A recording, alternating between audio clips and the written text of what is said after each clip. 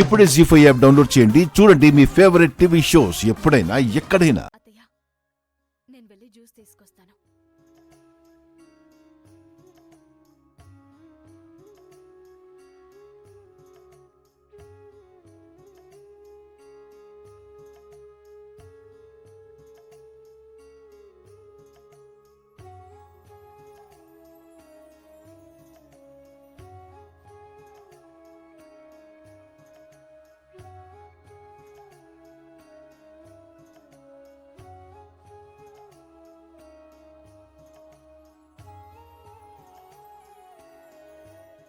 తాగండి అత్తయ్య.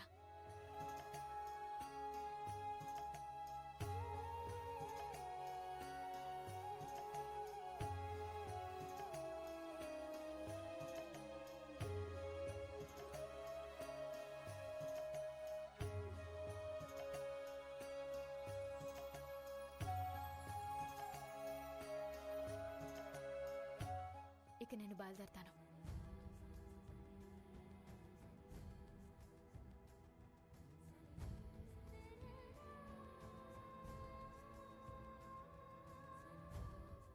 కోడలైనా కూతురైనా అవనిలాగా ఉండాలిరా.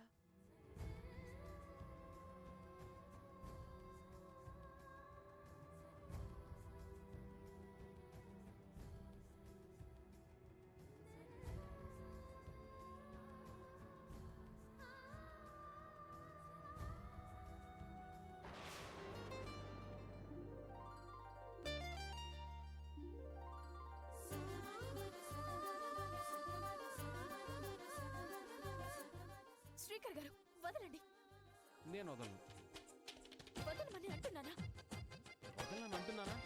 నన్ను ఇలా పట్టుకునే అధికారం మీకే ఉంది. ఇది ఆఫీస్ కాదు. ఇక్కడ నేను బాస్ని కాదు, నువ్వు ఎంప్లాయీవి కాదు. నిన్ను పట్టుకునే అధికారం నాకుంది.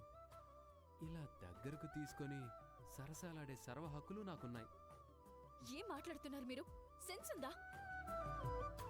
ఇప్పుడు నేను నిన్ను నా భార్యగా దగ్గరికి తీసుకోలేదు. మరి ఇందాకేమన్నావు? ఈ ఇంటి కోడలుగా రాలేదు, మేనకోడలుగా వచ్చాను అని అన్నావు కదా. అయితే అప్పుడు నువ్వు నాకేమవుతావు? మరదలివవుతావు. సో మరదల్ని బావిలా దగ్గరికి తీసుకోవచ్చు. ఇది బావ మరదల్ల సరసం. నువ్వు ఈ ఇంటికి మేనకోడలుగా వచ్చిన ప్రతిసారి ఈ బావ ఇలాగే చేస్తాడు. ఇప్పటికీ చాలా ఎక్కువైంది. వదలండి, వదలండి.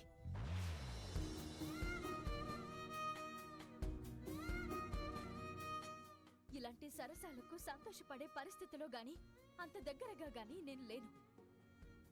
బావ అనేవాడికి కూడా కొన్ని హద్దులుంటాయి. ఇంకెప్పుడు నన్ను ఇలా ఇబ్బంది పెట్టద్దు.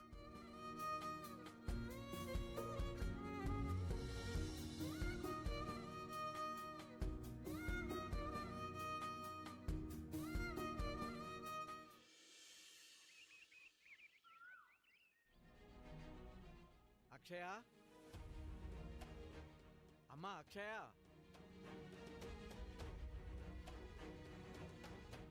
అక్షయ, అక్షయ,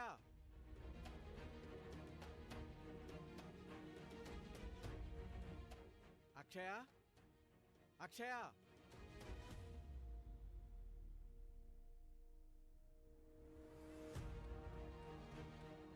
అమ్మా అక్షయ, ఎక్కడికెళ్ళి ఉంటుంది? ఎక్కడికెళ్ళావు శాంత? పక్కింటి ఆవిడికి 2 రోజుల నుంచి ఆరోగ్యం బాగోలేదంట. చూసొద్దామని వెళ్ళాను. మీరెందుకు కంగారుగా ఉన్నారు? అక్షయ కనిపించటం లేదు. అవునా? ఇల్లంతా వెతికాను. రుద్రం తీసుకుని బయటికెళ్ళిందేమోనండి. మనకి చెప్పకుండా ఇంటి నుంచి బయటికి అడుగు పెట్టదు కదా. కావేరి, కావేరి! మాధవా, ఒరే మాధవా! అబ్బబ్బబ్బబ్బా, ఏంటి? అక్షయ్ ఇంట్లో కనిపించట్లేదు. మీకేమైనా తెలుసా? దాని గురించి మాకన్నా ఎక్కువ మీకే తెలుస్తుంది కదా నాన్న. నీకైనా తెలుసుంటే నువ్వు చెప్పమ్మా. దాని గురించి నాకు తెలుసు, చెప్తాను. ఇద్దరూ గుండెని కాస్త గట్టిగా పట్టుకోండి. మీ అక్షయ్ ఈ ఇంటి నుంచి రాత్రి వెళ్ళిపోయింది.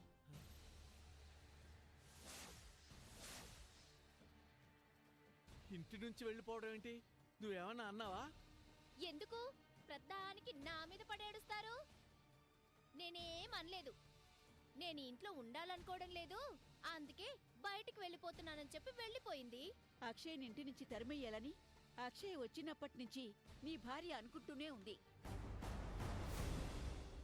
ఈ ఇల్లు మా పేర్లు ఉంది కాబట్టి మమ్మల్ని మీరు ఇంట్లో ఉండనిచ్చారు గాని లేదంటే ఈ పాటికి వృద్ధాశ్రమంలో ఉండేవాళ్ళం. ఈ మధ్య ఇంటి పనులను బాగా అందుకుంది. నేనెందుకు పంపిస్తాను? అదే వెళ్ళిపోయింది. అవునన్నా, అక్షయ్ వల్ల కావేరి ఈ మధ్య కాస్త రిలాక్స్ అయింది. బండెడి చాకరీ తనతో చేయించుకుంటూ చాలా రిలాక్స్ అయింది. చిన్నపిల్లన్న జ్ఞానం కూడా లేకపోయింది మీకు. దానంతటి అది బయటికి పోతే నన్ను ఆడిపోసుకుంటారేంటి? బయటికి వెళ్లకుండా ఆపాలి కదమ్మా, లేకపోతే ఆ సమయంలో మమ్మల్ని నిద్రలేపి చెప్పాలి కదా. అసలే ఈ మధ్య మీకు నిద్ర పట్టడం లేదు. మీ నిద్రకి భంగం ఎందుకని నేను లేపలేదు. మా గురించి ఎంత గొప్పగా ఆలోచించావు తల్లి. శతకోటి వందనాలు. ఎక్కడికి వెళ్ళిపోయిందో ఏంటో, వెళ్ళి వెతుకుదాం పద. రండి. అక్షయ, నాకు తెలిసి అది వీళ్ళ కంటికి కనిపించదు. ఇక అది ఈ ఇంటికి రానే రాదు. ఇక ఈ ఇంట్లో ఆ అక్షయ పాత్ర ముగిసినట్టే. అమ్మా అక్షయ, అక్షయ, అటు వెళ్దాం పదండి. అక్షయ, అమ్మా అక్షయ. బాబు, మా మనవరాలు అక్షయని ఎక్కడని చూసావు బాబు? కనిపించలేదు పూజారి గారు. అలాగా, సరే బాబు. అక్షయ, అమ్మా అక్షయ, అక్షయ, అమ్మా అక్షయ.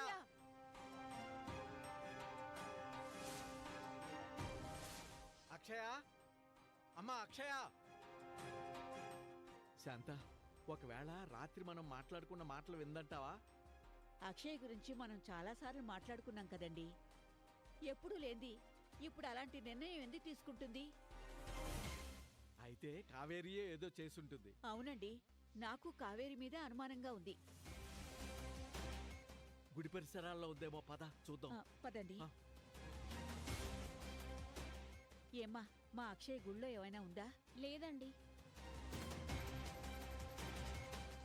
నీ అమాయకత్వం కాకపోతే కనిపించకూడదనుకున్న పిల్ల నిత్యం తిరిగే ప్రదేశాల్లో ఎందుకుంటుంది? అటు పోయి చూద్దాంరా. పదండి.